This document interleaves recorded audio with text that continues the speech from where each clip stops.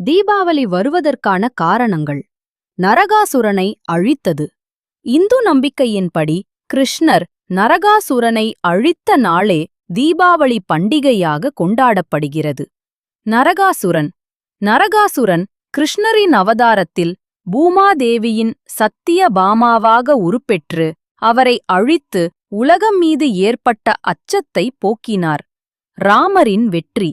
ராமாயணத்தின்படி ராமன் ராவணனை அழித்து தனது வனவாசத்தை முடித்துக்கொண்டு மனைவி சீதை மற்றும் தம்பி லட்சுமணனுடன் அயோத்தி திரும்பியதை வரவேற்கும் விதமாக அயோத்தி மக்கள் ஊரெங்கும் விளக்கேற்றிக் கொண்டாடிய நாள்தான் தீபாவளி.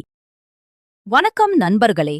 தீபாவளி என்றால் நம்ம அனைவரும் நினைப்பது விளக்குகள், பட்டாசு, இனிப்பு, சந்தோஷம்.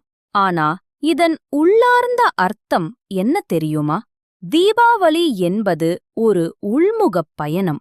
நம் மனத்தின் இருளை அகற்றி நம்முள் ஒளி எரிய வைக்கும் ஒரு திருநாள். ஒளி வெளியில் ஏற்றாதே, உன் உள்ளத்தில் ஏற்று. ஞான தீபம்தான் உண்மையான தீபாவளி. தீபாவளி ஒரு நாள் அல்ல, அது ஒரு மாற்றத்தின் தொடக்கம். நம் உள்ளத்தில் ஒளி வந்தால் வெளியிலும் உலகம் ஒளிரும். பட்டாசு சத்தம் போல் நம் உள்ளம் மகிழ்ச்சி வெடிக்கட்டும்.